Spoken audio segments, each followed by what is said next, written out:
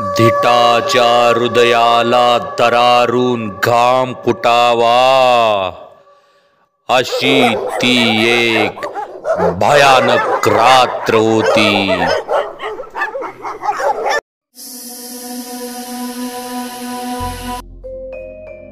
सगळीकडे किर्र काळोख, कदाचित आमोशा असावी, कारण चंद्र आकाशात कुठंच दिसत नव्हता। शिवाय फक्त चांदण्या कुठंतरी लुकलुक करून आपलं अस्तित्व दाखवत होत्या। आजूबाजूला कुठंतरी कुत्री बुकत होती आणि त्यातच रातकिड्याच्या किर्र आवाजाला चिरणारा तो वारा अंगाला झोंबत होता। त्या शांत वातावरणात झाडाच्या पानांची सळसळ अशी वाटत होती की कुणीतरी आपला पाठलाग करतंय। अधूनमधून मागा पाहिल्यावर अंधारात कुणाचं तरी डोळं चमकताना दिसायचं। कधी कधी कुठल्या तरी झुडपामध्ये होणारी छोटी मोठी हालचाल अजूनच भीतीत भर घालत होती। अशा सुन्न भयान वातावरणात आम्ही चौघ म्हणजे विशाल, मी, अविनाश आणि सुरेश सगळे गेल्या 15 मिनिटापासून भरतची वाट बघत कॉलेजच्या गेटजवळ उभं होतो। आमचं कॉलेज तसं गावाच्या जरा बाहेर आहे। आजूबाजूला सगळीकडे शेती, शिवाय कॉलेजच्या समोर मोठं पटांगण आणि सभोवताली गर्दाशी झाडे आहे। आम्ही आज रस्त्यानं न येता मोकळ्या पटांगातून चालत आलो होतो। तिथून आमचं हॉस्टेल पुसटसं दिसत होतं, कारण त्या अंधारात हॉस्टेलच्या काही लाईटचा चमकत होत्या। खरं तर हॉस्टेल आमच्या कॉलेजपासून जवळपास अर्धा किलोमीटर आत होतं। गावापासून कॉलेजपर्यंत पक्का रस्ता होता आणि जागोजागी विजेचं खांब होतं, पण कॉलेजपासून हॉस्टेलकडे जाणारा रस्ता एकदम कच्चा होता आणि कॉलेज आणि हॉस्टेल याच्यामध्ये फक्त एकच विजेचा खांब होता। त्याचा उजेडसुद्धा अगदी जेमतेमच पडत असायचा। अशा वातावरणात आम्ही खूपच वेळापासून भरतची वाट बघत होतो। जरा शांत बसा रे करत, तिकडं कोणी हाय का रे, विशाल गंभीर आवाजात बोलला। तसं आम्ही सगळे त्या अंधारात त्या झाडाजवळ बघत होतो। काळा कुट्टा अंधार आणि त्यावर पडणाऱ्या पुसटशा उजेडामुळे जरा असं वाटत होतं की त्या झाडावर कुणीतरी पाय सोडून बसलंय। सगळं घाबरून एकटक बघत बसलो होतो। खरं तर मगापासून मस्ती करणाऱ्या आम्ही आता मात्र भीतीच्या छायेत गेलो होतो। मी कसं बसं धाडस करून पुढं गेलो आणि कळालं कुठलं तरी पांढरं कापड झाडाच्या एका फांदीला अडकून वाऱ्यामुळं इकडून तिकडं हालत आहे। ते पाहून आम्ही सगळे एकमेकावर पुन्हा हसलो। अरे अजून कुठं राहिला हा भरत, मी सुरेशकडे बघत म्हणालो। याचं नेहमीच झालंय बहुतेक, त्यानं आज टांग दिली असेल। रात्रीचे 10 वाजून गेलेत, याचा पत्ता नाही, सुरेश जरा रागातच म्हणाला। चला जाऊया आपण, त्याला येऊ दे एकट्याला।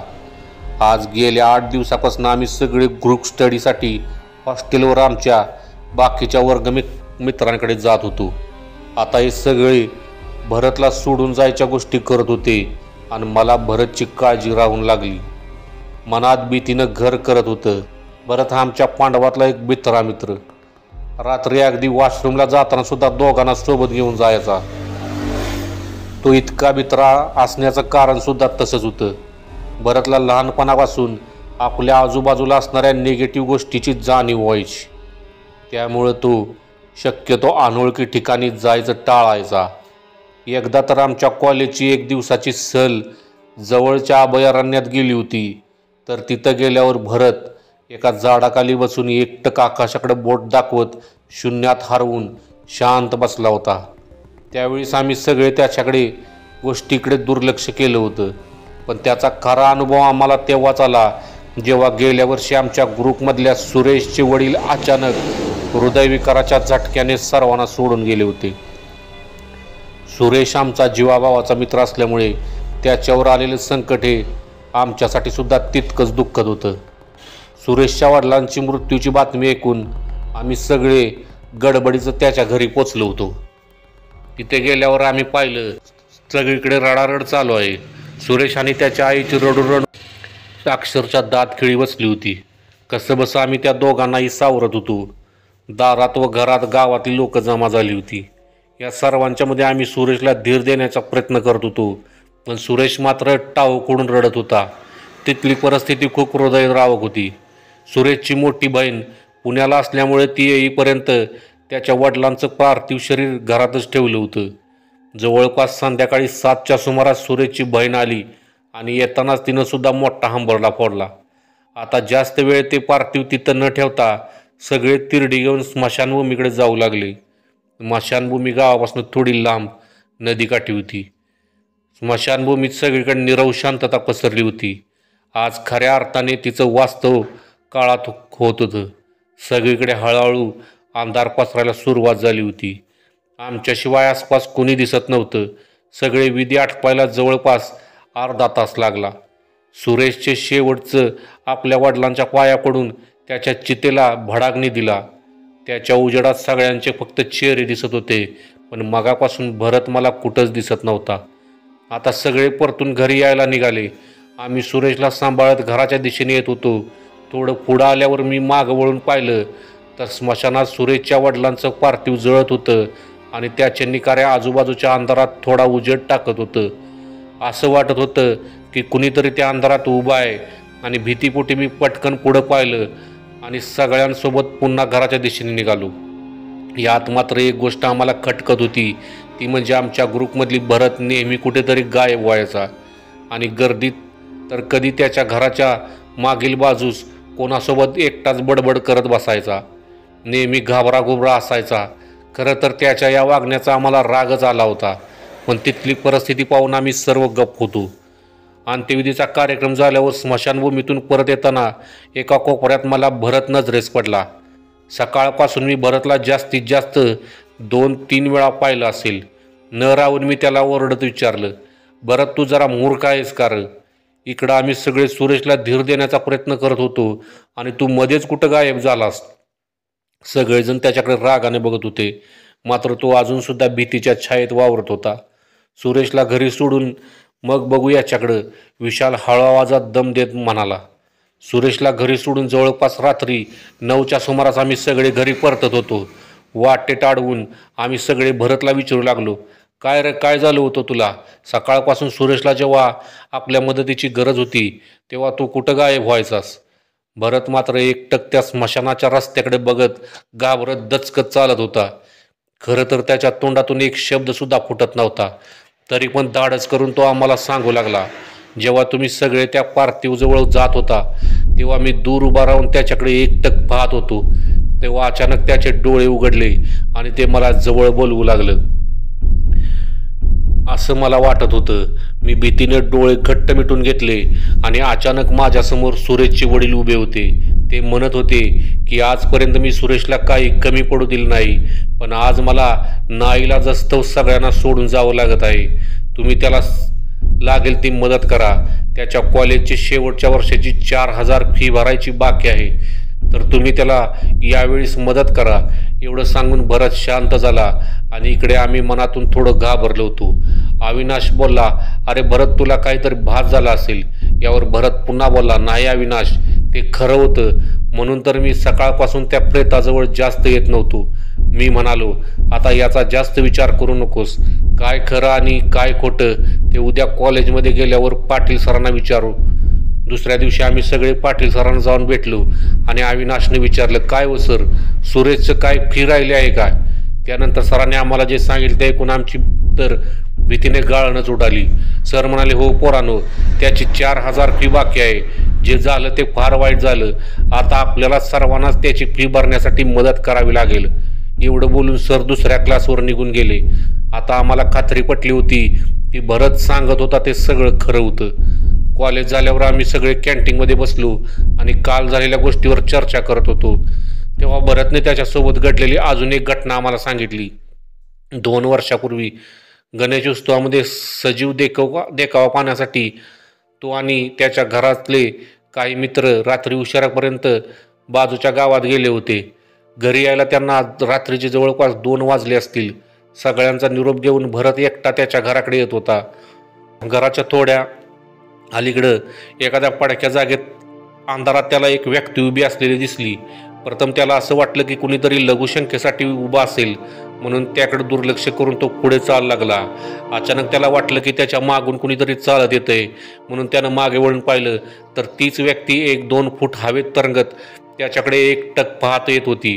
हे दृश्य पाहून तो ओरडतच घराकडे पळत गेला आणि कसाबसा घरात शिरला. त्यानंतर मात्र तो कधी रात्री अपरात्री घराच्या बाहेर पडत नव्हता. आता रात्रीचे जवळपास 10:30 झाले होते. सगळे वैतागून हळूहळू हॉस्टेलकडे चालत जात होतो. मी मात्र अधूनमधून भरत मागून येतोय का ते बघत होतो. पण अंधार फार असल्यामुळे मला दूरचं फार काही दिसत नव्हतं. मला सारखं मागं बघताना विशाल म्हणाला, अरे आता त्याची वाट बघू नको. आज त्यानं आपल्याला सर्वांना टांग दिली आहे. आता आम्ही अर्ध्या रस्त्यात पोचलो होतो. विजेच्या खांबाजवळून जाताना मी एक मोठा दगड हातात उचलला आणि रस्त्यालगत असणाऱ्या विहिरीत टाकला. विहिरीतलं पाणी असल्यामुळे पाण्याचा मोठा आवाज झाला. माझ्या पाठोपाठ सगळ्यांनी एक एक करत भरपूर दगड त्या विहिरीत टाकलं. तिथला खेळ आटपून आम्ही हॉस्टेलवर पोचलो. हॉस्टेलवर पोचताच जाणवलं की हॉस्टेलवरची आणि विजेच्या खांबावरची लाईट कमी जास्त होत आहे. त्याकडे बघत आम्ही रूममध्ये पोचलो. इकडे तिकडे अर्धा तास झाला होता. असेल रात्रीचे 11:15 झाले असतील. अविनाश खिडकीत बसून अभ्यास करत होता. अचानक त्याला एक आर्त किंकाळी ऐकू आली. आवाज थोडा ओळखीचा वाटला. ते ऐकून आम्ही सगळे हॉस्टेलच्या बाहेर धाव घेतली, कारण तो आवाज भरतचाच होता. मी आणि अविनाश तर अक्षरशः पायात चप्पल न घालता वेड्यासारखे कॉलेजच्या दिशेने धावत होतो. विशाल आणि सुरेश सुद्धा मागून येत होते. थोडं पुढं आल्यावर मला त्या विहिरीच्या पुढे एक विजेच्या खांबाच्या प्रकाशात एक चप्पल आणि त्यापासून थोडं दुसरी चप्पल दिसली. अरे ही तर भरतची चप्पल आहे, अविनाश धापा टाकतच म्हणाला. ती चप्पल तिथंच टाकून कॉलेजच्या दिशेने पळत सुटलो. पण भरतचा कुठंच पत्ता दिसत नव्हता. अंधारात काट्या कुट्यातून पळत आम्ही भरतला शोधत होतो. हाका मारून मारून जीव अक्षरशः मेटाकुटीला आला होता. थकून आम्ही कॉलेजच्या ग्राउंडवर थांबलो होतो. माझ्या डोक्यात तर खूप विचित्र गोष्ट येत होती. हळूहळू माझे पाय गळू लागले होते. तितक्यात विशालची नजर कॉलेजच्या मुख्य गेटजवळ गेली. तिथं प्रकाशात कोणीतरी बसलं होतं. बहुतेक आमच्या कॉलेजचा सुरक्षा रक्षक होता तो. त्याला काय माहीत आहे का ते पाहिलं आम्ही तिथं जाताच भरत आम्हाला तिथं पायरीवर बेशुद्ध अवस्थेत दिसला. खरं तर ते पाहून मला वाटलं की भरत आम्हाला सोडून इतक्यात मी माझ्या विचारानं थांबवलं आणि पटकन त्याच्या जवळ खाली बसलो. त्याला काकाने पाणी घेऊन भरतच्या तोंडावर मारायला चालू केलं. पण भरत खूप वेळ शुद्धीवर येत नव्हता. त्या काकांना विचारल्यावर ते सांगू लागलं, रोजच्या प्रमाणे मी कॉलेजच्या आवारात फिरताना दिसलं की कुणीतरी मोठ्यानं ओरडत इकडं पळत येत आहे. मी थोडा पुढे येऊन पाहिलं तर कुणीतरी याच्या मागं लागलं होतं. पण मला अंधारात फारसं दिसलं नाही. म्हणून मी याच्या मदतीला थोडा पुढं गेलो तर मला दिसलं की अंगावर पांढरा शर्ट घातलेले 4-5 वर्षाचा मुलगा याच्या मागं लागला होता. खरं तर त्याला पाहून मला सगळा प्रकार कळाला होता. तुमचा मित्र माझ्या पायाशी येऊन पडला. मी त्याचा रस्त्याकडे पाहत होतो तेव्हा तो मुलगा मला तिथंच उभा असलेला मी पाहिला आणि त्याच्या जवळ जाऊन एक व्यक्ती उभी होती. मी कसाबसा याला घेऊन आत आलो आणि पाणी आणायला आत गेलो. तेवढ्यात तुम्ही आलात. भरत आता हळूहळू शुद्धीवर येत होता. त्याला असं पाहून मला जरा हायसं वाटलं.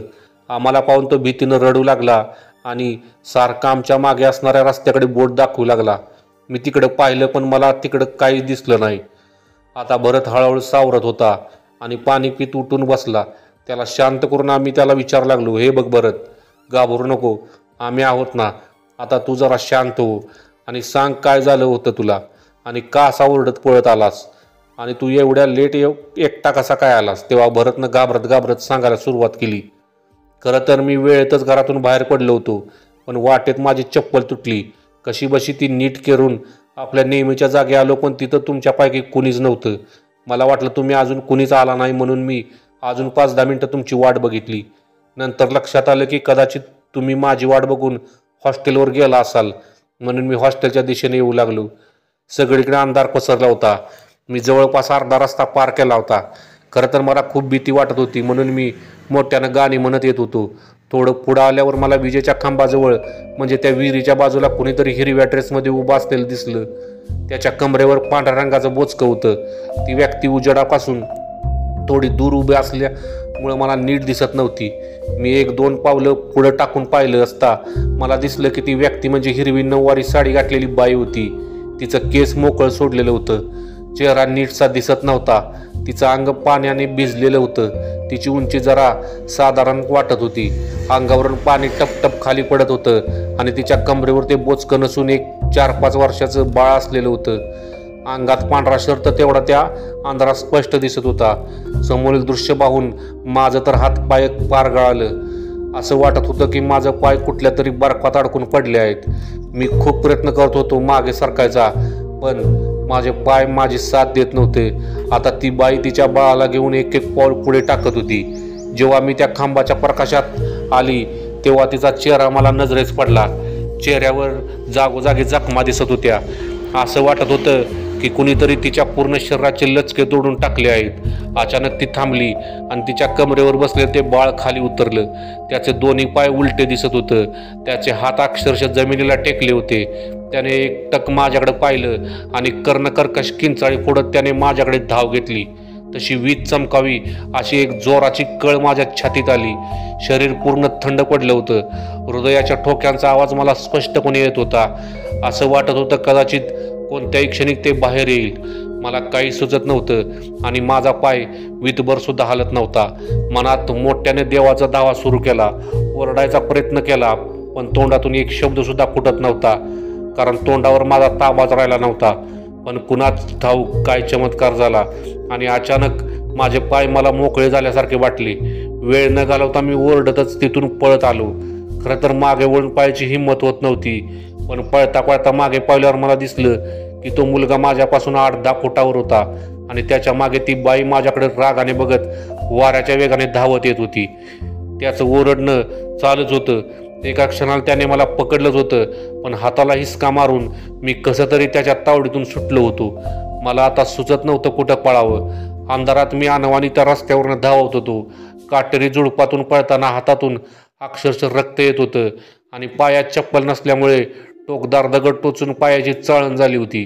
एका क्षणाला वाटत होतं की आज माझा शेवट आहे, पण मी शेवटपर्यंत पळत राहिलो. अचानक मला कॉलेजच्या मेन गेटवर थोडा प्रकाश दिसला आणि मी त्या दिशेनं धावू लागलो. पुढे कोणीतरी दिसत होतं. मनात भीती होती की बाई माझ्या पुढे येऊन तर उभी नाही राहिली ना.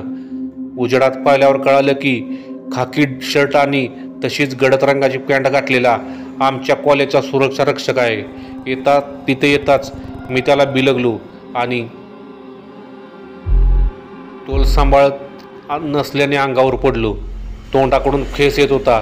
कानातून गरम वाफा येत होत्या. पाय सुन्न होऊन पडले होते. शर्ट घामाने पूर्ण भिजला होता. पाणी पाणी म्हणत मी कधी डोळे बंद केले हे माझं मलाच माहीत नाही.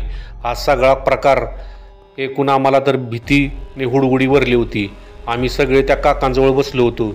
न राहून काका आम्हाला सांगू लागले, बऱ्याच वर्षापूर्वी तिथं त्या विहिरीत एका बाईनं आपल्या नवऱ्याच्या जाचाला कंटाळून आपल्या 5 वर्षाच्या मुलासोबत विहिरीत उडी घेऊन आत्महत्या केली होती.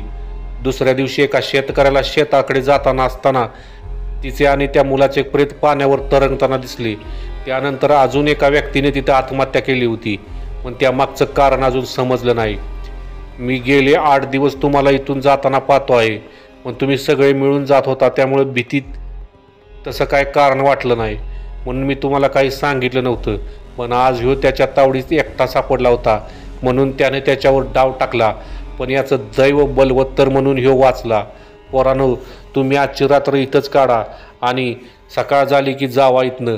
असं बोलून आम्ही चौघे पण त्या रात्री तिथं झोपलो आणि सकाळ झाल्यावर सगळं देवळात गेलो आणि मनोमन देवाचा आभार मानून आपापल्या घरी गेलो. त्या दिवसानंतर आजपर्यंत आम्ही चौघे सुद्धा त्या जेव्हा केव्हा भेटतो तेव्हा त्या काकांच्या आणि देवाचे आभार मानतो.